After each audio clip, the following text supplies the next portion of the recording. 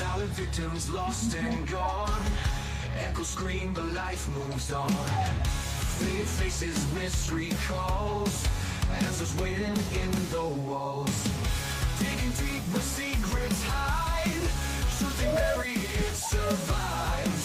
Piece by piece we break the lies. Light up and analyze. We're seeking truth, no stone unturned. Every clue, every word. Justice waits in hidden roots. We won't stop, we're seeking truths.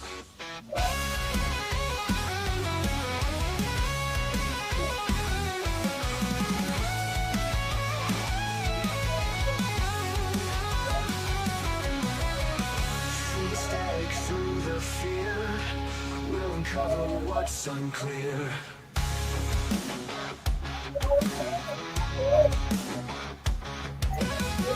Through the static, through the fear, we'll uncover what's unclear. We're seeking truth, no stone unturned.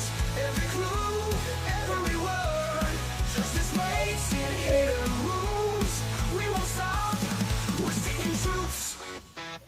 No, we won't stop. No, we won't stop. We're seeking truths.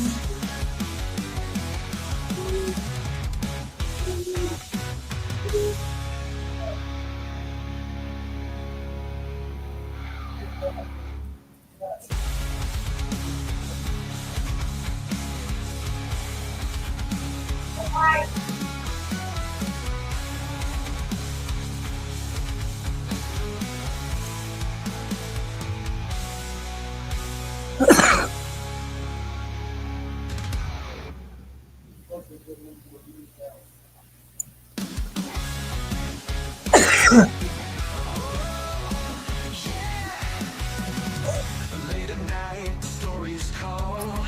Shadows whisper down the hall. Footsteps echo in the dark. Another case, another spark. Digging deep where secrets hide. Truth they bury, it survives. Piece by piece we break the lies. Light up and analyze. We're seeking truth, no stone unturned. Every clue, every word. This waits in hidden rooms. We won't stop, we're seeking truths.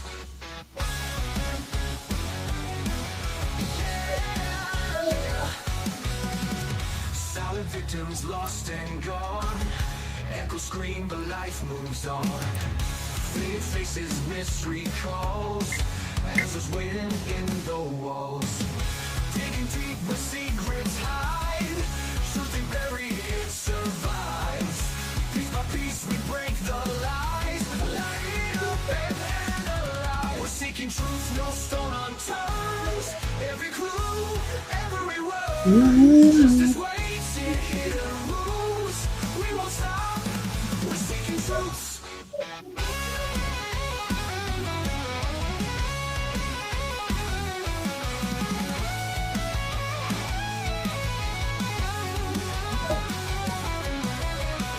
Through the static, through the fear, we'll uncover what's unclear.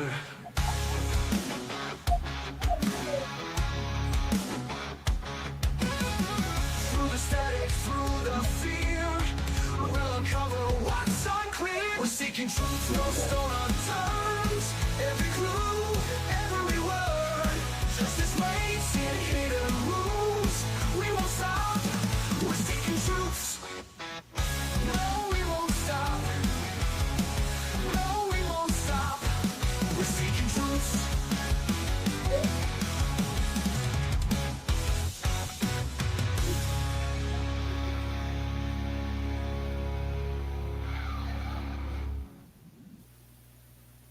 Hello.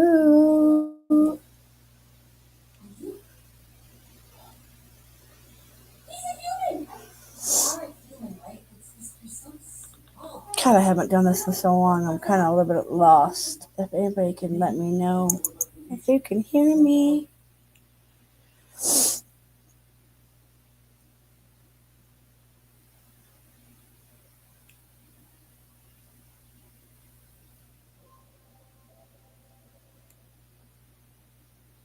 I can't even find myself on YouTube.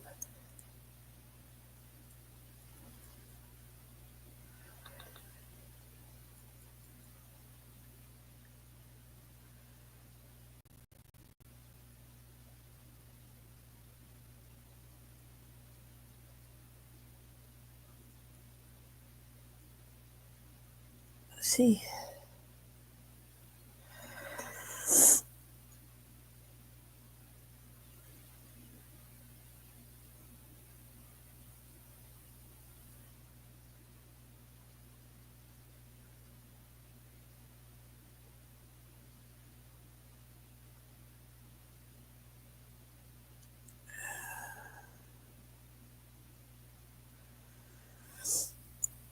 Well,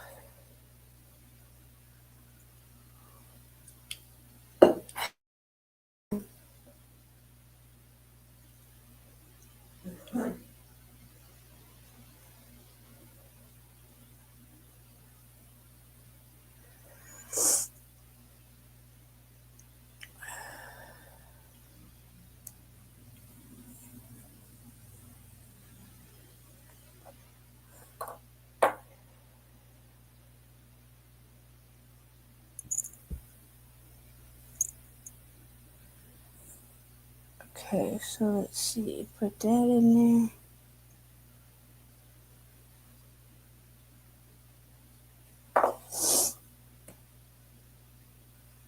And present. I'll share my screen.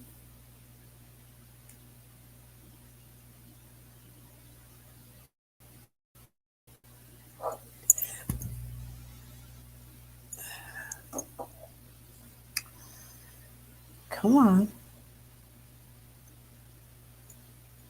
Okay, so we are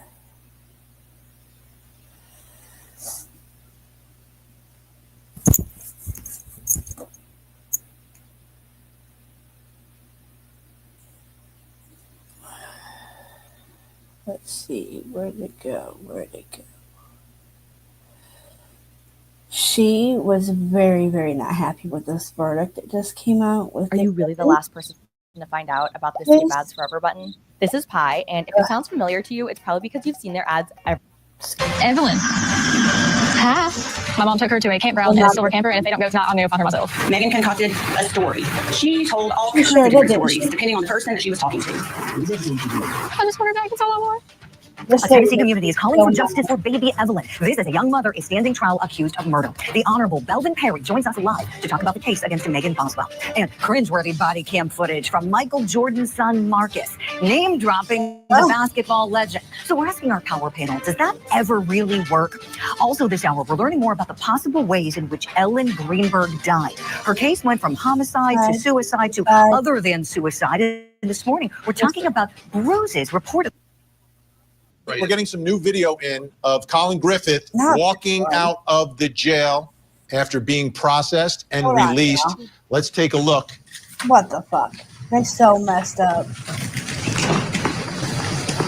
Let's see who's there with somebody else.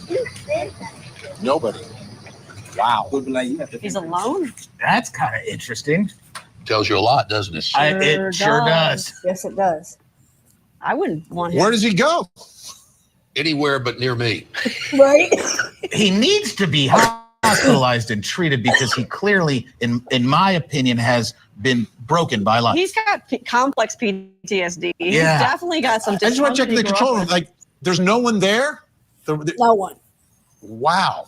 That was. It just Maybe they're waiting in the car. But still, it speaks volumes. Well, why would you if be there's waiting in the nobody car? there? You'd be You'd there wanna close hug to him. hug him. You sit inside the jail until they come out from the door. Exactly, The that's what Sally family Port. does. You do It the took big a hug. while. It's dark when he's getting out, so it took a while. The verdict was only earlier the today. family's waiting on you. They're waiting there Yes, inside. no As you one- walk through the all Sally Port, family. it's the We giant know hug. this. You're Yes. free. Yeah. Let's all go out in a crowd. It's not a Yes. solo stroll into the balmy night of Crickets Florida. chirping. Oh my gosh, that's shocking. That is It just absolutely Does shocking. he have a ride share coming? Like, how does it, I know they get, Well, there was they a give car in the bus parking lot. ticket or We're not something. sure, but we haven't seen the end Imagine of being the Uber that driver. video. I'm here for your ride. Now there's video in that Wow. car and the Uber driver. Yeah. That's kind of scary. These guys will Well, he wait is to have- scary. He needs a support system. Yeah. needs So, yeah. Psychiatric treatment, Oh, probably some yeah. medications, It- and it- lots and lots of It- years of it is- therapy. It is a violation of the state, and I mean both local and federal, to allow known dangerous people to walk around our communities. But as a nation, currently, we don't do much about that. We kick them out of jails. We incarcerate them, kick them out of jail, say, go take your medicine or come back to jail. That's our mental health support for people that don't have a support system. But Josh, he's not a danger. He was been acquitted once in Florida. He was not charged in Oklahoma. So he is just like the 3-4 of So us. you've still got that room to rent in the Casa del Daryl Cohen, right? I do. You know, man, he'd be a good roommate for you. Absolutely. Young guy. Yeah. Just What is exactly this what I night did. going to be like for Colin Griffith? Where does he go? Does he go out and have, Because There's no home to go I mean, if to, he was 'cause- found guilty, it's life without the possibility of parole. It's forever, right? There's no parole. There's no parole. He's staying. And now it's just the next day. And think about it. When you get out of a prison sentence, there's discharge planning. There's stuff that happens With to prison, assist you yes. from prison Yes. to get back into society. not guilty, there's This nothing. guy's walking out after however many months, and who knows? He's got a grandma. Right. What else is out there? Where's he going? I'll tell you this. When that jury realizes what they did with the evidence that they were not aware They are of, going I to think be very each upset. and every one of those Oh, jurors yeah. is going to be very upset with what they did. Can't blame them, but they're going to realize that there's more to life than what they saw in that courtroom. And they're more going to feel importantly, what guilty they if someone else didn't see. dies. Yeah. They're going to feel betrayed by a system because they're going to turn around and go, Yes. hold on, we just walked a guy and you didn't tell us that he had just killed his other parent. If you're a Right. jerk, Why you could would get With a really gun? upset about that. With a gun, notified too, about not that? just- Why I mean, this is they kept just- that hush? I've never seen anything like it. All right, shocking. We'll obviously Why? keep an eye on it. If there are any more developments in his life, you'll hear about it here. What's your credit card debt balance? So, If it's okay. $10,000 or more, here are 3 easy solutions you can start implementing today. And number That's 3 is an something I absolute wanted to game show changer. ya. Number 1, the first step to Wanted to tackling your show credit you card debt is the- understanding the how much debt you girl. actually have and how long it could follow you around for if you're only making minimum payments or have fallen behind. Minimum payments could literally keep you in debt for decades. $10,000 in debt can take anywhere from 4 We want to go with this one. Is reportedly found on her neck. Plus, Colin Griffith back in the murder trial against defendant Gerald Radford. In Massachusetts, we've got defendant Karen Reed back in court for an evidentiary hearing. That case begins at 9 a.m. Eastern. And in California, we've got the state's case continuing in the celebrity hairstylist murder trial for Monica Cementilli. And we expect more of victim Fabio Cementilli's family members to be taking the stand. Now, my friends, let's get to our top story. Testimony resuming this morning in the baby Evelyn murder trial against her mother, Megan Boswell. The trial stopped abruptly Wednesday after the judge had to take some time to review a legal issue. Now, before the jury left for the day, they got to hear the opening statements Not from the right one both the either. state and the defense. She just wasn't placed in the trash can, but then another trash bag was placed on top of her. And that Look trash at her. bag was shoved Don't down cry now, bitch. into the trash can, compressing Evelyn into the trash can. That's what we're dealing with today. This Maxwell talks about Evelyn. I get this right for Evelyn. Get justice for Evelyn. Now I want you to hear me out before you. But people are going to end up preparing case to There's nothing you all make know a do fall to take so it. let's not. I mean, if there really any similarities, I don't think so. Couple. No. What age are the moms Your get job here different? today. And in coming days and weeks. Casey Anthony was Decide 22, I think. Megan's criminal, What's her whether they're not name? criminal. Her name? Megan. And Now, Megan Boswell is accused of murdering her 15-month-old baby, Evelyn. And many people watching this case are comparing it to another very high-profile Why? case. The case against Ah. Casey Anthony. 2 young moms accused of killing their own beautiful young daughters. Joining me now, the So judge who also presided I can over use- Casey Anthony's trial, retired Chief Judge Belvin Perry Jr. Judge, good morning to you. Do you feel that there's anything with the Boswell case that makes you hearken back to your time presiding over the Anthony case? Julie, yes, it does. You have both defense attorneys trying to make lemonade out of lemon. You have them casting dispersions on different people, pointing the finger. They're pointing the finger at Megan Boswell's boyfriend. They are even pointing the finger at the method of indictment in this case, talking about three separate theories of this homicide, which is commonplace when you can have multiple theories. The attack on the scientific evidence. Oh my God. So yes, they are very similar, but in this particular case, I think we should just lock her up, throw away the key, and she's already guilty. She's already, I mean, why do we I know they have to have a fair trial, but it just seems like I don't get it. Evelyn had a mountain of lies. Oh, she did Casey lie. had only one. Now, that might be one of the similarities there, Casey Anthony and Simon Lady. Where was I going? I got a headache now. They were all young mothers, and yes, they all three unalived their babies, which is just, I just can't. I don't understand what's wrong with these people, but there's so many things they could have went and done. That's interesting, Judge. Thank you for that. In looking back at it, similarities somewhat in the ages, but not exact. We pulled some fast facts just quickly to go through. Casey Anthony, as you know, Judge, 22 when she was arrested, charged with Kaylee's murder. This is 2008. Kaylee's remains found 6 months after she was reported missing in a trash bag in a wooded area not far from the Anthony's home. And as you know, Judge, Casey Anthony was acquitted in 2011. Megan Boswell was younger, 18 when she was arrested. A shorter window of time. Reported Evelyn missing at first, and then she was found just a couple months later. It wasn't as long of a... So Evelyn was found wrapped in a fleece blanket.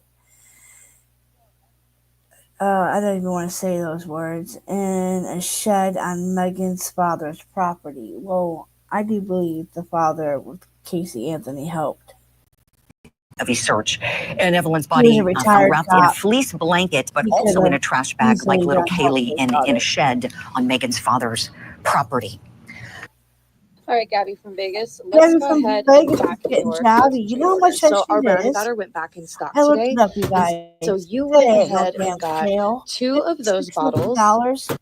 For 4 or Judge, we heard defense counsel yesterday in opening statements essentially acknowledging a couple things that Megan Boswell. And I have other new background and overlays, but apparently I saved them, but I can't get them out of I can't. I've been messing with it for an hour, so later on when I don't have a headache now from messing with it, I can find the other photos that I had specifically sent to my email, saved them, but when I go to add them, it's just, they're scattered everywhere. Well, may not have been the best mother, but she had it tough growing up, and he acknowledged the disposal of baby Evelyn's body. He didn't acknowledge anything in between. Just said that, yes, she may have had something to do with that, but you can't call her a murderer. What? Tell me, Judge, should they have given up that much at the outset? He had to give something up in the beginning to say that she was guilty of something other than the ultimate crime of murder. So that can be viewed as a very tactical, smart move on his part, saying, well, she may be innocent of a lot of things, but she's guilty of this. Don't make her a murderer. And that's what he's trying to do. He's trying to deflect away from the evidence in this particular case, because in this particular case, you do have a solid autopsy, but he's going to attack that also during his cross-examination. Judge, thank you for that. I want to play a clip for you now of Megan Boswell talking to our affiliate WJHL. And this was in the early stages of the investigation, and baby Evelyn had not been found at this point. I told TBI where to find her in Mendota. My mom took her to a campground in a silver camper, and if they don't go tonight, I'm going to go find her myself. We went to go out to eat.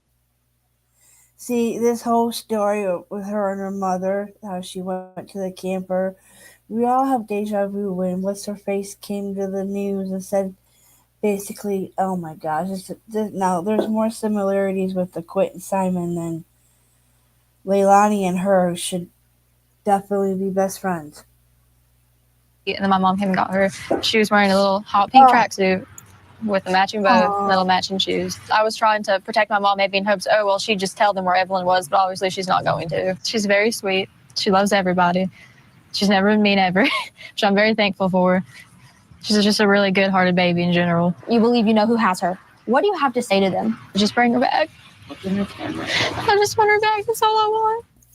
Well, Judge, as you know, Megan Boswell was a talker. She talked a lot. She loved the cameras. And I'm curious, if you were part of this case, let's say you're on the side of the prosecution, would you be playing those news clips for this jury? Absolutely. And it just brings so many shades of Casey Anthony. You got to play it to show how cold and calculated and how deceitful she was. Right, Judge. I mean, first she blames Ethan Perry, the baby's father, and he serves in our military. He wasn't even able to be near the baby at the time. I mean, he was cleared immediately. So once she figures out that lie didn't work, she lied about mom, as we saw in the clip. It was lie after lie after lie, as you noted, Judge. Let's just say, for the sake of our analysis this morning, that she decides during this trial, I want to get up there and talk some more. I'm going to get up on the stand. Then what happens with all these lies that we know are out there? They're going to be replayed in live color, and the prosecution is going to absolutely rip her apart, lie after lie after lie. And they're going to end. Aren't you lying now like you lied before? Isn't it true that you strangled your baby to death? God. It's not going to end well for her, and I would be shocked and amazed if she testified. They could have said that. Right, Judge. I'm sure they're counseling her not to, and it's her statements that got her in trouble. I know you've seen this throughout your many years of practice and presiding on the bench over many cases. I have a clip where she's talking, she spoke to one of the Tennessee Bureau of Investigation agents working the case. And one of the things that she coughed up, perhaps unintentionally, was that baby Evelyn was deceased. Let's take a look. Did you personally interview Ms. Boswell during this whole process? Yes, sir, I did.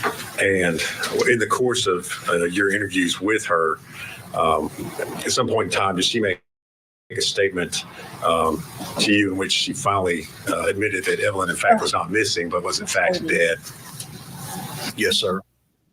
So another damaging statement. And back to your point, Judge, when you said the defense has to give something up here, we see why. If they hadn't conceded in the open, right? Which smart advocacy, isn't it, Judge, where the defense attorney kind of took the sting out before that witness got on the stand, didn't they? You have to attack the state's evidence, particularly their strong evidence, and try to minimize it. What they're basically going to ask this jury is to leave their common sense at the courthouse doorstep and ignore all of the evidence and try to create as much of a smokescreen and reasonable doubt as they can. Right, Judge. Judge, something we've been talking a lot about is we're thinking about this jury seeing those pieces of evidence that are so heart-wrenching that I always say, when you see a deceased baby in a trial, the image stays in your brain forever. It is just so upsetting. What advice do you have for anyone, watching the case, thinking about the job that the jurors are doing and that important job in looking at the evidence, taking it in? What do you say to people who say, I could never do that, it's too upsetting, I couldn't look at it, I just couldn't? It is a very difficult task for jurors who are not used to dealing with the graphic, gruesome evidence of homicide cases. Homicide cases generally are messy. And you hope that at the conclusion of this trial, that if they need some type of psychological counseling to cope with what they've seen, it will be provided. But it is not an easy task. And unfortunately, they have to view it in order to make a decision. Right. And it's such an important job. If people aren't willing, to serve on juries and step up and take on such a difficult task, then where would we be? What gets me was there wasn't no dog sooner that would have smelled that was in the shed. I mean, request for justice. And so I always encourage people, to go to jury duty, keep an open mind and do the best you can. There's jurors, I tell you what, special people on this case. This is a really bad one. Judge Perry, I know we have to let you go. You're in private practice now. How wonderful. For anyone who needs a great lawyer in Florida, they ought to call you. Thank you for everything this morning. Lovely having you on the program as always. Thank you, Julie. Take good care, Judge. I became a medical assistant in less than 7 months. Let me show you how. You're not going to believe how easy this is. Just headed over to MedCerts, chose a program and career path that... Okay. When we come back, here's what we have coming up on opening statements. I'm Marcus Jordan. I'm Michael Jordan's son. I'm not doing anything wrong. I'm just trying to get home, and I made a wrong turn. Oh, the actions of basketball great Michael Jordan's son, Marcus, who you just saw there. Are what's trending in true crime. The 34-year-old booked on suspicion of DUI, drug possession, and resisting arrest earlier this week in Florida. This after police found his blue Lamborghini SUV stuck on railroad tracks just outside of Orlando. On scene, it was Jordan's interactions with the officers that is grabbing many people's attention this morning. All of it, of course, captured on body cam. Take a look. I got a couple questions for you. Oh my gosh. How much did you have? A little bit. Under the legal limit. 8, 9. Do we need extra tape for this? No, sir. You know, so then one, here's the third, and then I'm going 9 back, right? 1, 2, 3, 4, 5, 6, 7, 8, 9. All right. Come on, man. Like, what the I think you have too much time. Okay. So I disagree with that, sir, but whatever you say. All right, so this morning, the question we're asking first, does the name dropping make it worse for him? Let's bring in our power panel now. With me, attorneys Michael J. Brown and John Phillips and private investigator Manuel Gomez. Good morning to you all. Manuel, let me start with you, being someone who served in law enforcement for many years. How does it go, when somebody name drops like this guy did? Well, him name dropping caused these police to take the next level of professionalism. They made sure that they dotted their I's and crossed their T's with Marcus. And in essence, I'm glad that he name dropped because it made sure that nothing bad happened to him and that everybody was just hyper professional. But this case is a remnant of, to me, of like almost a Karen Uger case. In essence, he wasn't able to comprehend that he was on a train track and the severity of what he did, and the cops questioning everything they did. I got to commend them, was on point, first-rate police work. Well said, Manuel. Thank you for that commendation for those officers. You're right; they sure deserve it. And essentially, like, you should know who.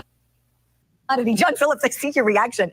My goodness here. Okay, so there's more. According to police, he gets back to the station, and once he's there and out of the car, and unfortunately this part isn't on camera, but the officers who witnessed it said that he wanted to hear some Mariah Carey. He requested to hear some Mariah Carey. He refused to speak to reporters after he was released on Tuesday from the Orange County Jail. And so our next question we're posing, we're going to have you all fill in the blank. So we're going to let you all, go where you might hear. Marcus Jordan is blank in his arrest video. Okay, fill it in. John Phillips, I'll start with you this time. Go ahead. Double dribbling. Okay, double dribbling is not allowed in the NBA, and he was double dribbling at every opportunity, maybe even triple dribbling. I love it. That's so good. Michael J. Brown, to you next, please. My inclination, I had a different inclination. It's a PG show, so I'll go with he's really guilty. I like it. And Manuel Gomez, you fill in the blank next. My thing is that he's going to be found completely guilty, and drugs in this case will most likely be heroin. So because of the syringe, so this is a slam dunk. Heroin, really? Tell me why you say that. We want to hear more. The reason why, because the syringe indicates that white bag was most likely heroin, because heroin can be bleached white as well. Now I know they said possibly cocaine, but the reason why I'm saying no, because what would be the point for the syringe? And he also stated that he did not use insulin, and he was not a diabetic. So that narcotic bag in the syringe indicates that was possibly heroin. And unfortunately, Julie, heroin is a big comeback now, and it's cheap and it's a longer high. And that's why I said before, it goes back towards the Karen Uger case, with the inability to have judgment of what he was doing, that his life was at risk. He was driving on a train track, and he couldn't comprehend it, just the same way that Karen couldn't comprehend when she hit a tree and her car was on fire and she still wanted to go inside the car. And this is indicative of people on these type of narcotics. The common sense just goes right out the window, and this video proves it unequivocally. Like my colleague said, it's the slam dunk for a prosecutor. Manuel, thank you so much for that insight. That really adds a lot, because we haven't gotten a look at any paperwork yet, as he was just arrested, and it'll all get pulled and made public. But drug possession is one of the charges, and so I bet you are right, based on what you just told us, that it is heroin in his possession. We shall see, and once we confirm that, we will share it. I would say that Marcus Jordan is arrogant in his arrest video. Arrogant. Let's see where it's at here. I think it might be this one. Why is filing your taxes with Pre-Tax USA different? Well, for starters, our premium federal tax returns are free for. It will be up to you individually to determine whether to preserve your privacy as a juror. On behalf of the entire 10th Circuit and all assembled here, I humbly thank you for your service. You are now discharged. All right, please. Might be it. Wow, I don't even know what to say. Not guilty across the board, acquitted of the 2 charges. We had a murder charge, we had a kidnapping charge, and it is my honor, and I am so grateful to have with me Court TV crime and justice correspondent Matt Johnson. Our anchor Julia Janae has stayed with us for this verdict. I'm about to fall out of my chair, because I did say, when the grandmother testified for the defense and was describing all the behaviors by the mother, Kathy, I said that's the defense's best witness. I think at the end of the day, the jury had to have believed her. I'm stunned. Let me start, Julia, and then Matt, please. Ashley, I'm at a loss for words. I was asking our producers, double check that. It was a little bit hard to hear. The judge spoke while the foreperson was speaking to make sure that that was not guilty. I thought for sure, lesser included, perhaps second degree murder, manslaughter. But to let Colin Griffith walk on his second killing of his second parent is pretty shocking. Now, I do want to say the jury did not know he had killed his father. The jury knew he had killed someone else. Right. Didn't know it was the father. Would that have made a difference? I think it would have mattered. Which is what the motivation was, according to the state of Florida. So you had this jury, predominantly women. You had 8 women on the jury and 4 men, and they almost took half the amount of time of deliberations as it was to even hear testimony in this case. This was only a 5-day trial. This defendant chose not to take the stand and tell his story, but his attorneys did a good job on his behalf in advocating for him because, wow, this isn't what was expected by anyone, especially since on that verdict form, this jury had a lot of lessers to consider. On the first degree murder charge, as Julia mentioned, they had second degree murder and manslaughter. And then on the kidnapping, they had to consider false imprisonment. And then the jury, in 3 hours of their deliberations yesterday, they had asked for the neighbor testimony to be read back in court. The judge ultimately told them back in their jury room to just use their collective memories. But that testimony was really critical because both of those witnesses, the neighbors of Susan Detman, the grandmother who testified, the only witness on behalf of this defendant, both of those witnesses said that they watched what had happened, the struggle outside. So who's next? He killed his dad. He killed his mom. Who's the next person Colin Griffith is going to kill in self-defense? That verdict is nauseating. What a horrifying miscarriage of justice. That little psychopath killed the 2 people who loved him most in this world. So now where does he go from here? I stand by what I said when his trial began. He is the dangerous type of individual that police and prosecutors need to be concerned with. All of them, the jury, the judge, the prosecutors, they should all be sick about the direction that this trial went because the evidence of a first degree murder was there. So now, my friends, I'm hoping that 2 things will happen. Here we go. Number 1, I hope that Colin goes to live with Grandma Susan because we can thank Grandma for helping him walk on that murder charge. She and his defense attorneys convinced those jurors that Kathy was the monster. Baloney. It was him. They just obviously didn't see it because of the picture that Grandma painted and because of the ruling that the judge made to not let them know that he also killed his dad. I bet they wouldn't have walked him if they knew that. And speaking of dad, that brings me to the second thing that I hope happens. I hope they reopen Dad's case, and I hope they charge him immediately in Oklahoma. And then perhaps that jury will do a better job than this one. I sure hope those jurors can sleep at night, knowing that that little monster is back in society. And I pray to God that nobody else becomes his next victim. That's my opening statement. Let me know if you like it. Right now, it's time for your daily docket. Can you believe that, y'all? He is walking, and that news lady, what was her name? She was not happy. Florida teen Colin Griffith is standing trial on charges that he murdered his mother. Just 18 months before that happened, he killed his father, and he said he acted in self-defense, and the charges were dropped against him in that case.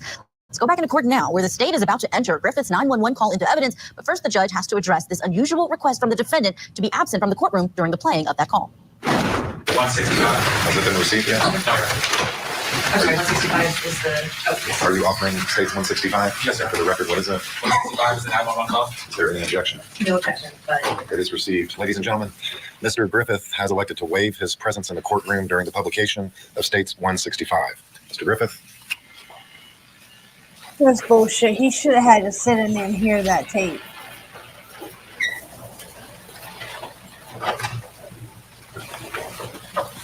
Mr. Levine, you may publish. All right, thank you.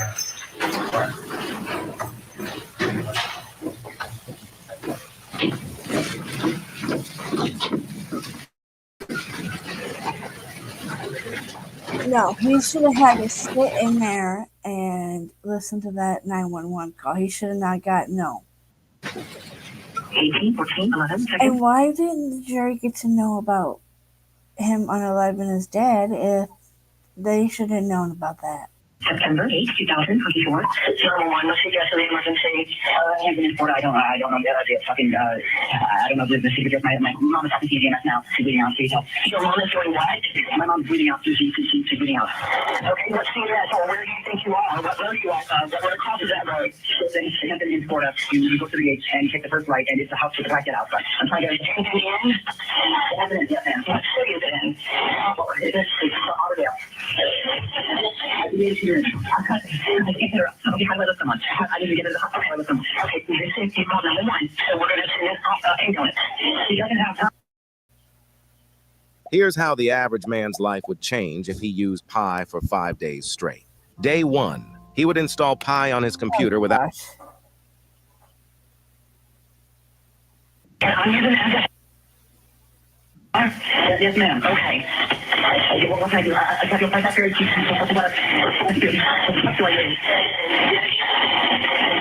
How this being sent? Stay on the line so I can get more information for the responders. I don't know. Okay, how this being sent? Okay, medical help is being sent. She's bleeding out. Where is she bleeding from, sir? We from the left hand. Are you with the patient now? I'm with her now. How old is the patient? She's 39 years old. She has a heart condition. She has is she awake? No, she's unconscious. Okay. Is she breathing? No, she's not. I don't think she's alive.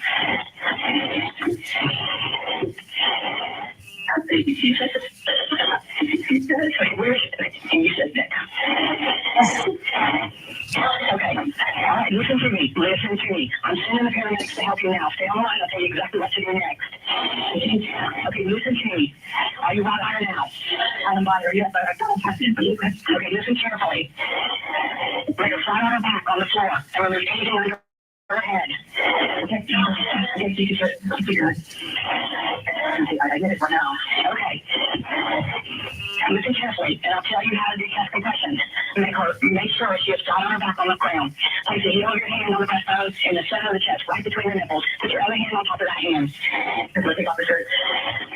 Just make sure she is flat on her back on the floor. Place the heel of your hand on the breastbone in the center of the chest, right between the nipples. Put your other hand on top of that hand.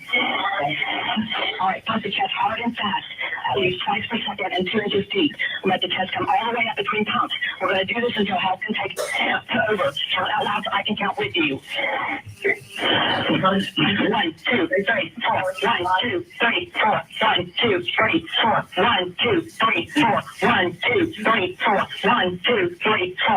1, 2, 3, 4. 1, 2, 3, 4. 1, 2, 3, 4. 1, 2. 1 moment. Okay, just keep going, okay?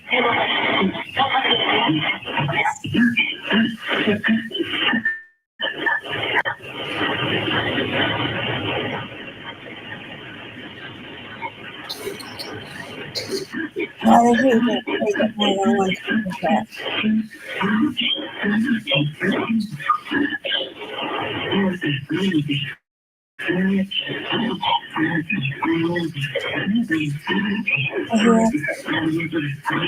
What caused the bleeding?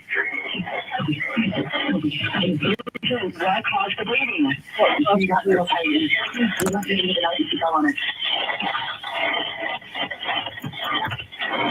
I don't get how she fell on the knife on her neck like that. She stabbed her in the neck.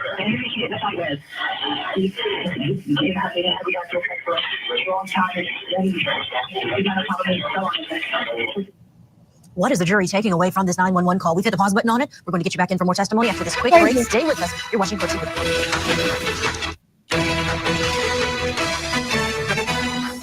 Let's go back to Florida, picking it up where we left off in the murder trial for 17-year-old Colin Griffin. We're listening to the 911 call where he told the operator his mother, during an argument, fell on a knife and was bleeding out. This jury's totally fucking failed. But they also didn't know. But they know there's someone else. They just didn't know who. So they automatically She stopped bleeding. No one was coming out. That's it. That's crazy.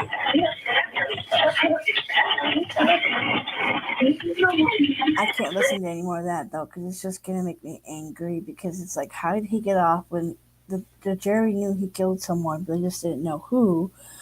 And I don't think that is right. That the jury doesn't know everything, and then these people get away and walk. What if where's he gonna go live with his aunt?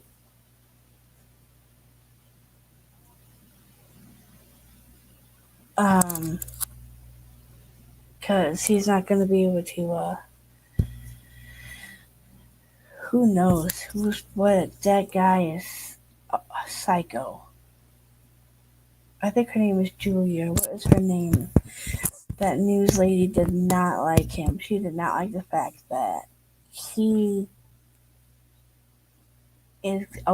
got away.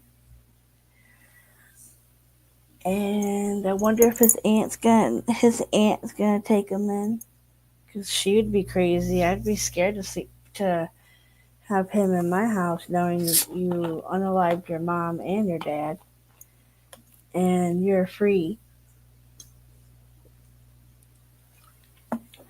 He's going to have to move away and change his last name. He's going to have to move away, change his last name, because there's no way in hell anybody's going to hire him. Or he might be a free man, but he might not have been convicted, but that thing's going to follow you. It's going to follow him.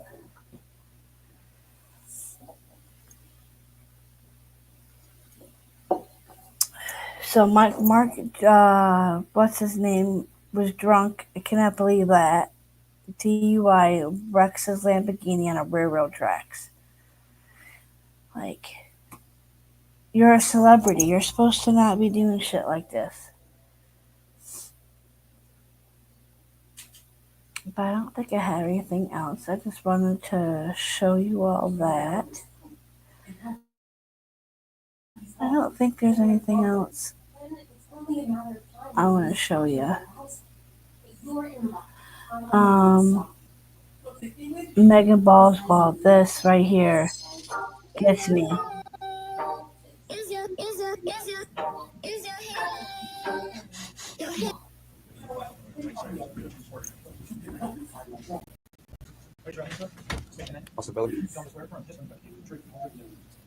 Who's this? Good morning, sir. Morning. You're Austin Feller, is that correct? Yes. All right. Mr. Feller, at one point in time, did you live in a trailer park out on Sugar Hollow Road? Yes. Is that in Sullivan County? Yes. All right. And why were you living there at that particular location? Because at the time I was working for Tommy & Sons Paving, and they said I could live there for free if I were to do maintenance on the trailer park. Okay. Was that back in 2019? Yes. Okay, who is this guy? What the I'm going to fuck? hand you two pictures, Mr. Feller, and ask you if you recognize what's shown in those pictures. Yeah, I recognize him. Okay. What are they? What is it? The pictures of the trailer that she lived in. Okay. When you say she, you're referring to Megan Boswell? Yes, sir. All right. And were you living out there at those trailers in Sugar Hollow when Miss Boswell moved in? I never met her in person. Okay. I think the time I moved out there, she was already out in kind of unknown whereabouts. Okay. Do you recognize those photos as being the trailer that she lived in? Yes. All right. And are they true and accurate depictions of the outside of the trailer? Yes, sir. Judge, we would move to make those, I believe it's two photos, be 49 and 50.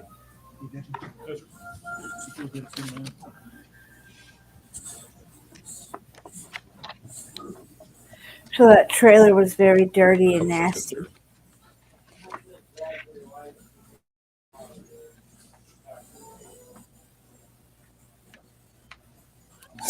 Oh, we get to look. Okay. Feller, is that, I'm showing what's been introduced as Exhibit 49. Does that show the outside of the trailer looking at it from the front? Yes. Okay. And then I'll show you Exhibit 50. What does that show? The front of the trailer. Okay. Just a little closer view. Yeah. All right. Now, at some point in time while you were working out there, living in those trailers for Mr. Boswell, were you asked to clean out that particular trailer? Yes, sir. Okay. Do you remember when that was? Exact date, no, but it was probably about a week and a half after I moved into the trailer. I lived in there. Okay. When was that? It's been like 5 years ago. Okay. I couldn't give you an exact date. All I'm right. sorry. That's fine. All right. And did you in fact go to that trailer and clean it out? Yes. Okay. If you would kind of describe for the jury what you found when you got inside there. I got in the trailer. There was dirty diapers stuck and molded to the floor of the carpet. Ew. Couldn't even open the fridge. It was so bad. I just left it alone. Let Tommy deal with it. There was open jugs of milk in the oven. Ew. Food on the ground, just feces on the ground. Just very nasty. Just not clean at all. Bad. All right. Did you take photos of what it looked like? I did, but I don't have those photos of that phone anymore. Okay. That's fine. All right. You should have kept those photos. The jury wanted to see them. I wanted to see what that house looked like. Anybody else want to see what that pigsty looked like? Put a 1 in the chat. Put a 1 in the chat. Or if you're watching a replay, put a 1 in it, please. Or a 2 if you don't. That's disgusting.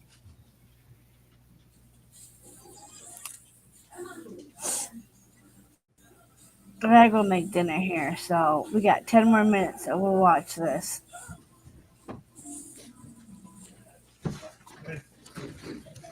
Mr. Feller, I'm going to hand you 6 photographs and ask you if you can So identify what's shown in those photos.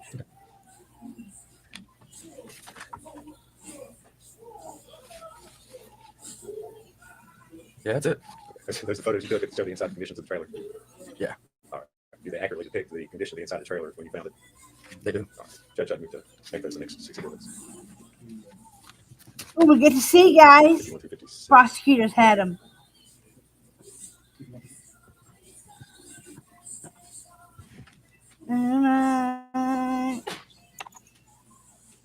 Is it raining? Is that shuffling the papers?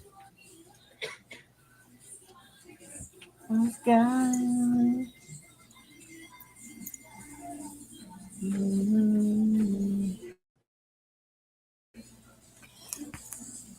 I've been watching the new Super Mario movie.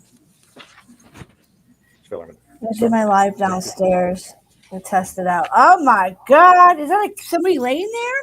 Can you tell us what we're seeing in this particular photo? The bedroom. That's the condition of the state you found it in when you entered. You did not move or toss anything, or Everything you see is exactly what I walked into. All right. I'm going to show exhibit 52. Look at her. What are we looking at there? The hallway into, I believe, the daughter's bedroom. Right. And again, you did not. No, I don't think she is doing a jury. I think she's just going in front of the judge. Saying that objection, within no foundation, no one instructed, you're not considering that statement. You can do that, raise your hand. Raise your right. All right. So, Mr. Feller, this is a picture. You're not sure, you don't know, have any knowledge as far as who was staying in what particular rooms, but that's another angle of the picture you've taken from inside the trailer. Yes, sir. Is that correct? Now showing exhibit 53. I think that was the walking into her room, Megan's room. Well, don't speculate as to whose rooms. Gotcha. Okay. Same instruction. Okay. So you've taken a photo looking into another bedroom. Is that Yes. correct? Now showing exhibit 54. What's shown in that photo? The living room. All right. And again, you did not place or move or disturb anything. That's exactly as you saw it. Exactly what I saw when I walked into. Wow. From the kitchen going into the living room. This is exhibit 55. All right, you're standing in the kitchen. Yeah. Is that where it was taken from? Yes. And exhibit 56. Kitchen. Photo looking in on the stove and the refrigerator. That was correct. Yes. Okay. And again, you did not place any objects, move any objects prior to taking these photos. No, sir.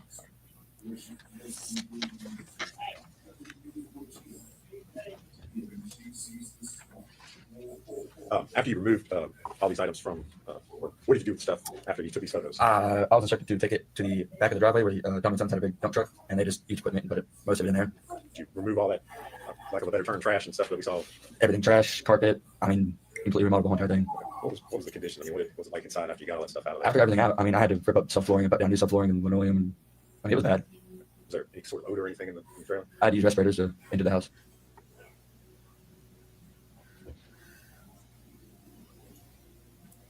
Was there any particular reason why you had a respirator on? It's just such a foul odor comes from the just moldy milk and food and dirty diapers that were laying out. Just bad smell. Thanks, sir. If you would answer any questions. Morning, Mr. Fellers. You don't know when you moved in at the trailer park? It's been so long, I couldn't really give you an exact date. Without giving me an exact date, was it before or after Christmas of 2019? I think after. I think so. Do you remember what the weather was like when you were cleaning out the trailer? It was warm. It was warm. Yes. So probably Probably February, before Christmas, and it was warm. before Christmas. It was warm. How much before Christmas? Like I said, I couldn't give you an exact date or anything like that. I just knew that it was pretty warm outside. I didn't really need much of a coat, just some long sleeves or. You never met Megan. Yes. Well, the defense So is the going pictures you to took try to to. clean it out. Yes. Why did you do that? Just because it was the worst thing I've ever seen. I've never cleaned out a place like that. Looked like that. Just wanted to show people what it looked like. Wanted to show Tommy and them because they didn't step the dog go inside. They just wanted it cleaned. So gave those pictures to them. All right. Thanks so much. Sir. Nothing from the judge. Judge, I think you can release. Thank you for your testimony. Today, your release is-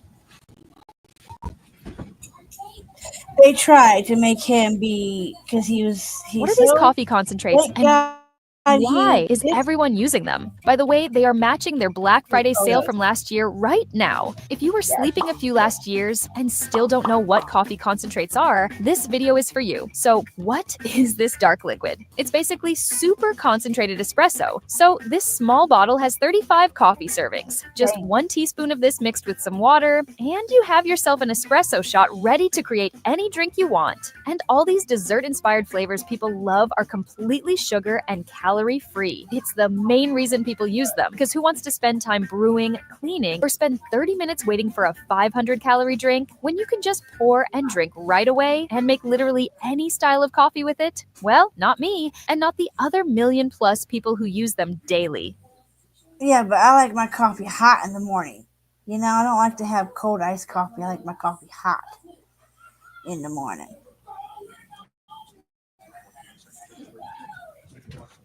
No, I'm pretty sure, yeah, she's not having a jury. She is doing, Good morning. the judge is going to decide her fate. So, Department of Children's Services. What is your current assignment there? Currently, I'm a supervisor for the department. oh, he's a children's services supervisor. You probably, How long have you oh my been, goodness. You about probably DCS? killed this Short. baby. All right. How long have you been employed there? I've been with DCS for 6.5 years now. Back in February, specifically February 18th of 2020, what was your assignment with the department at that time? Yeah, so my role with the department during that time was an investigator to investigate reports that we received in Child Protective Services. So in other words, well, maybe explain for the jury how that process works as far as you're referring to allegations of child abuse. Yes, right. Okay, so you would kind of educate the jury a little bit about how that process works. So the department receives referrals of reports of abuse or neglect. We receive a report from our Nashville office that receives the intake and it gets sent over to the worker. And then from there, we review the report, the allegations that came into the report, and then we start following our policy and procedures that can be found, outlined in 14.6 for policy and procedures, and start investigating, doing internet checks and background searches, and really just start notifying important personnel that need to be involved in the case. For example, like our Child Protective Investigation Team in Sullivan County. All right.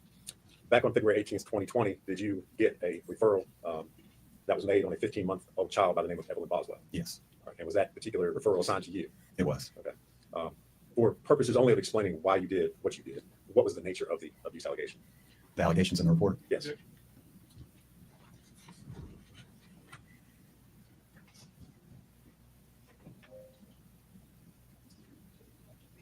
A stupid defense team, so he's got to mess shit up, you know.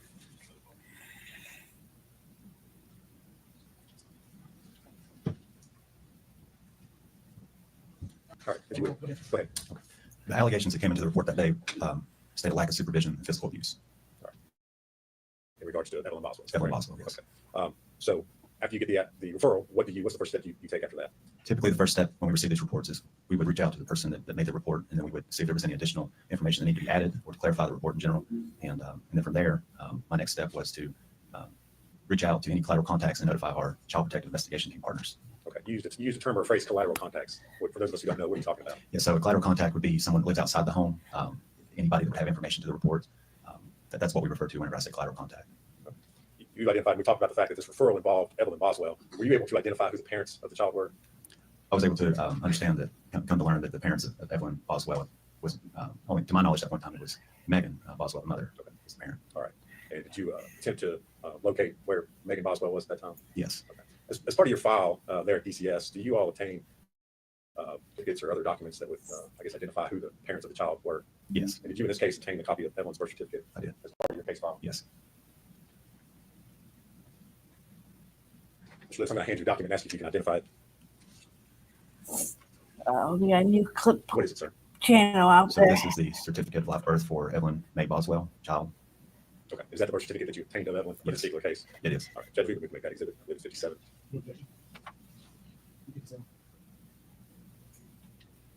All right. Mr. Lewis, you indicated that you were able to learn where Megan Boswell was at that particular time. Did you then, what was the next step in your investigation? Once I received information from Detective Tracy Perez, who I was working the case with, that she had sent patrol officers out to the home that Megan Boswell was living at to see if Megan was there, and then she had received information that Megan had just arrived at the home. And then from that point in time, Detective Tracy Perez and myself decided to go to the home to speak with Megan Boswell. Okay. And where was this home?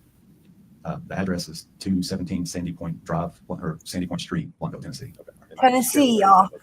Go figure all It's these. in Blanco. It's in my office. I couldn't give you. Okay. It's here in Sullivan County. I swear Tennessee has some Tennessee is becoming the most horrific place. I mean, we got kids going missing, being unalived. We got.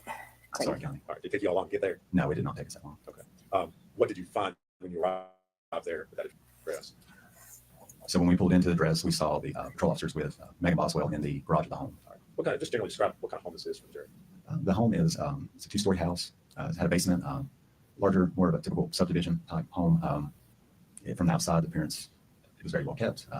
It was a typical home that you would find in maybe one of your more newer built subdivisions. Is the way I would describe it. All right.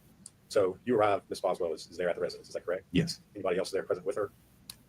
Outside of myself, Detective Tracy Perez, and the patrol officers, no. Was Evelyn there with her? No. Okay.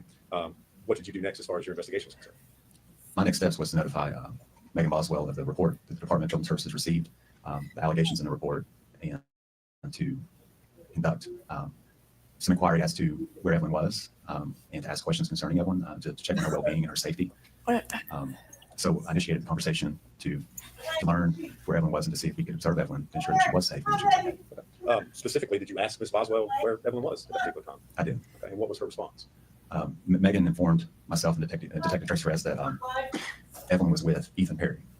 Did you know who Ethan Perry was at that time? At that time, it came to my knowledge that he was the alleged father of Evelyn Boswell. Did Miss Boswell tell you that? Yes. She did tell me that Evelyn was with her dad. Okay. Did Megan give you any sort of contact information for how you could get in touch with Ethan? She did not. This lady lied, What was lied, her demeanor lied. while you were talking to her about her daughter? The way I would describe Megan's demeanor, I mean, come wasn't on. much affect. When I say that, I would say there wasn't much emotion as concern. I didn't notice any concern in speaking with Megan. She just stuck at that point in time to telling us that Evelyn was with Ethan, and then from there, I asked her to show me, of course, evidence that a child had been with her. Okay. All right. So did you go inside the house with her? How did you do that?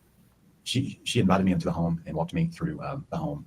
Nothing at that point in time appeared to be observable to be outside of a typical home. I didn't see any safety concerns as far as what we may consider safety concerns for a child at that age. She walked me. I asked to see a crib where I can play. She said that those items were elsewhere, that she didn't have any of those items.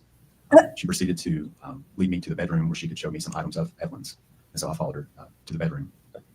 All right. Did you observe any items? I asked her what items she did have. She proceeded to tell me that she had an outfit and what she called a memory box. You said an outfit. Is that one singular outfit? I observed one outfit, yes. You see any other baby items, diapers? No. Anything like that? After she showed me the memory box and opened it, to observe some items in it, and the outfit, it was still on the hanger. It was new and it had been worn. She took me downstairs to show me a sippy cup. Okay.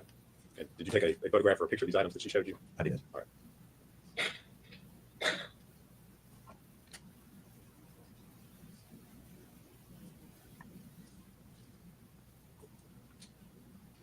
One sippy cup. This. Mr. Lewis, I'm going to hand you 4 photographs and ask you if you can identify what's shown in those photos. You recognize those? Yes. What are they photos of? This first photo is the photograph of what she described as the sippy cup. That's fine. Go to the next one. And then the next photo I'm looking at is the bedroom that she reported to be staying in with Preston Wood. Okay. All right. The next one. The next photo is the photo of the what she described as the memory box. Okay. Is there one more? And the next photo is the outfit that she showed to me on the hanger. And do you recognize those as being the photos that you took that day while you were in the residence? Yes. Are they true and accurate photos of what you saw? Yes. Let's move to make those exhibits 58 and 61. Okay.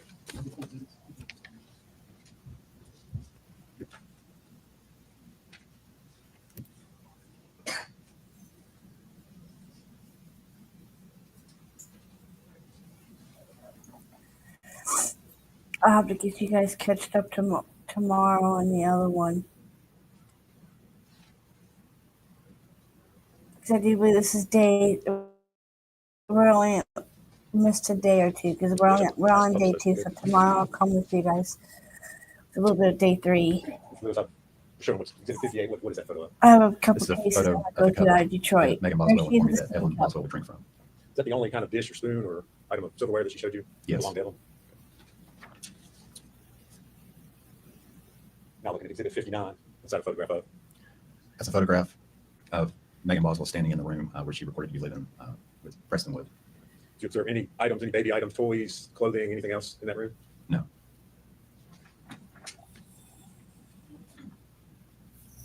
Now looking at exhibit 60. What is that?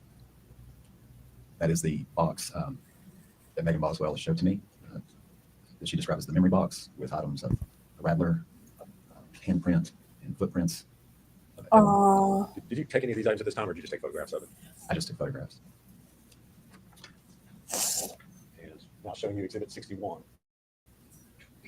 This is a photograph of the outfit that The outfit of the was Evelyn's, baby. but it was Oh my God, y'all. had tags on it. So Tailed off a little bit there. Did you say it still had tags on it? yes. Any other items of children's clothing that she was able to show you? No. So that baby wasn't there when she. Check this out. I'm going to show you how I afford. She was not.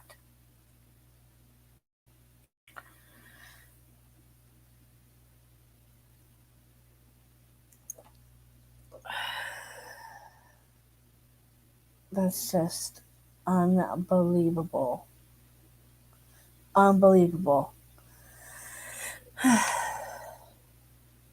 These people, I swear, they keep getting crazier and crazier by the day. Like, this world is such a mess.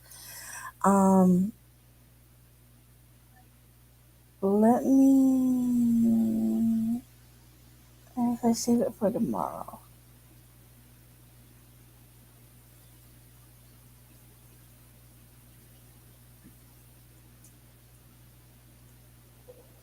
Windy outside.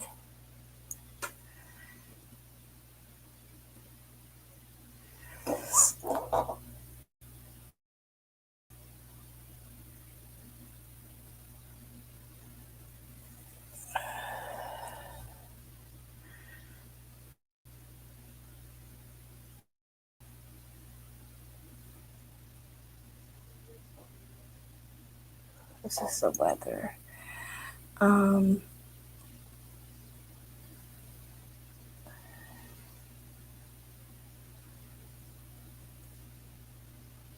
Oh, this woman. I did bring you guys, this is to your guys' attention yesterday. I have stood at this podium many, many times and talked about how horrific, tragic, and shocking certain cases are. Each time thinking there are some future alleged facts that could be worse than what I'm talking about at the time. Knowing all the while, though, that there's always a worse set of facts on the horizon. Well, that day has come again. So I want to talk about a case of a young boy named... This is the house. A shocking and disturbing case out of Wayne County. The remains of a boy were found buried in his backyard, and now his mother has been charged in connection to his death. CBS News Detroit's Terrell Bailey has been following this case, but we do want to warn you some of the details may be difficult to hear. What was happening behind closed doors is something neighbors in this area are wondering. Guys, It's a after a mother normal, typical house in the suburb of Detroit. It's so sad. is charged in the murder of her own son. If you don't want the child, don't have a child, or give a child to people who want children.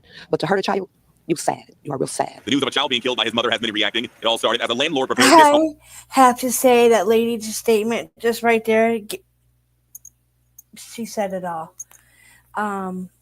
If you don't want the child, give the child away. Yeah, there's tons of people out here that want babies and can't. And you got mothers out here doing this. Home on Whittingham Drive for New Tenants. That's when they found a foot sticking out of the ground. The police were notified that they went out of the house on Whittingham. They were shown that grave by the owner of the property. Prosecutors identified the remains as 9-year-old Zamar King, the person allegedly responsible. King's mother, 41-year-old Brandy Catrice Pierce. She never really came out. Those kids never came out. I have seen her come out with that 3-year-old, the youngest child, but I've never seen this older child ever. Pierce reportedly took off to Georgia in November with her other child, a 3-year-old boy. We learned she ended up having a run-in with police in Atlanta after someone spotted the toddler alone in the car with no clothes on. All the while, Brookhaven police say Pierce was attempting to sell plasma nearby. Very rarely you even saw her. Neighbors back here in Detroit say the family only lived in the home for several weeks before leaving. They say they never saw Zamar outside. It's unclear what school the child attended, but sources say he wasn't enrolled in Detroit public schools. Whether it be a woman, a man, whatever, we are the ones to protect our children first. Prosecutors say Zamar's father has since been notified. It's believed the child had been buried since October. She bound him by tying his hands and feet together and dug a hole in the background of the house on Whittingham. Now, Pierce is set to be extradited back to Michigan, while we've also learned her second child is with Child Protective Services. In Wayne County, Terrell Bailey, CBS News, Detroit. So that's what I wanted to show you. That was 9 hours ago, because yesterday we didn't know that the baby was in. We know. Well, turning now to a heartbreaking story on Detroit's west side, where a mother is charged in the murder. The little boy is a Protective Child Services, and she's being extradited back from Atlanta to Michigan. So, Of her 9-year-old son. Zamar King's remains were discovered in the backyard of his home on Woodingham Drive near Outer Drive in Livernois last month. how could you do that? That's just, We've been following the story since those remains were found, but today we learned this tragic case stretches back even further. 7 News Detroit reporter Randy Wimbley has more from police, prosecutors, and a neighbor who knew the family. Investigators believe they've gotten to the bottom of a grim discovery at his home on the city's west side. A little boy's body was found buried West behind side. his garage. His mother is now accused of killing him. I want to talk about a case of a young boy named Zamar King III. Wayne County prosecutor Kim Worthy levying charges against 41-year-old Brandy Pierce for the murder of her 9-year-old son. The cause of death found by the medical examiner was smothering and neck compression. Authorities believe it happened in October of last year. Zamar's remains were not found until January 6th of this year, buried behind a garage at the rental home on Whittingham, where Pierce lived with Zamar and her other son, said to be 3 years old. It's alleged that she purchased a shovel. She bound him by tying his hands and feet together and dug a hole in the background of the house on Whittingham, where she had been living for a short time. Sources tell me Pierce moved into the house in early September of 2024. It's sad, though. It's really sad that that happened. One neighbor who did not want to be identified recalled an encounter with Pierce back in early November. She knew something was wrong. It was a month after authorities say Zamar was murdered. As a woman, I'm looking. I'm like, are you okay? She's like, yeah. And then she would stand there and she would walk back. She would stand there, walk back. So maybe something was wrong with her. I don't know. Or maybe she was dealing with the issue of what she did. Sources tell me the landlord went to the home to do some maintenance 2 days before Thanksgiving and found the home vacant. Pierce fled the state to Georgia with her 3-year-old son, where Worthy says he is now in foster care. Public records show Pierce was arrested in Brookhaven, Georgia for cruelty to children in the first degree on December 20th. Pierce was arrested again in Cobb County, Georgia on January 10th for possession of a controlled substance and theft. Meanwhile, here in Wayne County, We are charging Brandy Catrice Pierce today with 1 count of murder in the first degree premeditation. Count 2 is homicide felony murder. The Detroit Police Department works relentlessly on behalf of victims, and we are confident that there will be accountability for this. now Pierce is in custody in Georgia. Investigators are working to get her extradited back here to Wayne County, where she will face those murder charges. I'm Randy Wimbley, 7 News Detroit. Randy, thank you. Such a tragic situation. If you ever suspect a child is being abused or neglected, please speak up. You can call the number on your screen to report your concerns to Child Protective Services. That number, 855-444-3911. My oldest daughter, you Camilla, guys 2 days. posted on that one because that's a new one, and we do know Nazara Harrison. Right now, Jarvis Butts is awaiting trial for the murder and sexual abuse of Neziah Harris. After listening to days of testimony last month, a judge called Butts a monster and said that opportunities to protect the 13-year-old girl were missed. Tonight, the 7 investigators are revealing years of warnings that preceded Butts' alleged crimes. Warnings that family members say were made to Children's Protective Services that could have saved Neziah's life. Here's what investigator Ross Jones has uncovered. You look at that face, and you do not see the horrors that she had gone through in her short life. The exploitation, the molestations, the sexual abuse, and the pregnancy that she was concealing. Years before Jarvis Butts would be charged by Wayne County's prosecutor, accused of killing and sexually abusing 13-year-old Neziah Harris, Harris's own relatives say they saw the warning signs and told anyone who would listen. But at that point, I was like, this is too much. I'm calling CPS. I tried not just once, but multiple times for them to take me serious in what I was saying. Kiwana Morton and her cousin Janelle are both relatives of Neziah Harris. In February of 2022, Janelle says she learned of allegations of improper touching involving Butts and other small children. She says she was told about the claims to her niece, Jarvis Butts' girlfriend, and that the alleged victims were Neziah Harris and 2 other children. I was just like, oh my God, I was not crazy. This needs to be looked into. She says she took the claim seriously, in part because Butts was on the sex offender registry, having spent more than 8 years in prison for third-degree criminal sexual conduct. She didn't alert authorities at first because she believed her niece would notify police. But weeks later, Janelle did notify Child Protective Services. Her complaint came in on April 13th, 2022. There was an incident at a birthday party, the complaint reads. One of the children that attended the party accused Jarvis of sexual abuse. Neziah, and name withheld, reported that Jarvis touched both of them inappropriately as well. Jarvis touched, name withheld, in her private area, and it hurt. Janelle made the complaint over the phone. They basically told me if they needed me for anything else, they would reach out. The next day, Janelle would receive a text from her niece, Butts' girlfriend, confirming that CPS had contacted her. CPS called me. The text reads, they called about the well-being of my kids, and they called back to get Jarvis info. The CPS spokeswoman would not tell 7 News Detroit if investigators ever questioned Neziah Harris after reading the complaint, but we do know it wasn't the only complaint filed with CPS naming Jarvis Butts. And it wasn't easy for me to call Protective Services just because of the horror stories that you hear. Kiwana Morton said she heard about the same allegations against Butts from a conversation with his girlfriend. 2 months after her cousins called the CPS, she would file her own complaint. I told them that there's a problem and they need to be aware of it. Yeah, that's a big problem, all right. 90% sure that there's sexual abuse going on within the home. Did you specifically mention Jarvis by name? Yes, absolutely. Internal CPS records we obtained show that investigators looked into that complaint, conducting a face-to-face interview with See? Butts, who strongly You denied the looked into allegation. it. A forensic interview was conducted with the alleged victim, and no disclosures were made. CPS said the home was clean and free of observed safety concerns. The allegation was denied, assigned a low-risk level. These are 2 complaints of at least 5 filed with CPS since 2015, naming Jarvis Butts. They allege concerns about possible molestation, physical abuse, or living conditions. Some of the complaints are generic, and none would ultimately substantiate that Butts was improperly touching children. Just over a year after the last complaint on record, Butts will be charged with sexually assaulting and murdering Neziah Harris. I'm brokenhearted because this could have been prevented. All of it could have been prevented. Attorneys for Jarvis Butts If declined you comment all on the would story, have citing spoke up sooner, I think it would have. pending criminal case. As for CPS, a spokeswoman for the Department of Health and Human Services said that their hearts go out to the family and friends of Neziah Harris. They said that state and federal laws prohibit them from commenting on what we just reported, but that they are committed to ensuring the health and safety of all children. I'm Ross Jones, 7 News Detroit.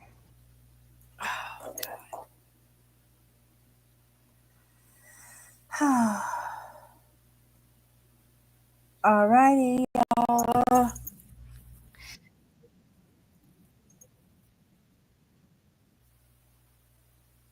that all could have been prevented. They could have done CPS. Could have did better. Jesus. And even the aunt really didn't want him to go to jail because she had 6 kids with him. Like, how could you have 6 kids with a monster like that? And then still not do anything for your niece. Unbelievable.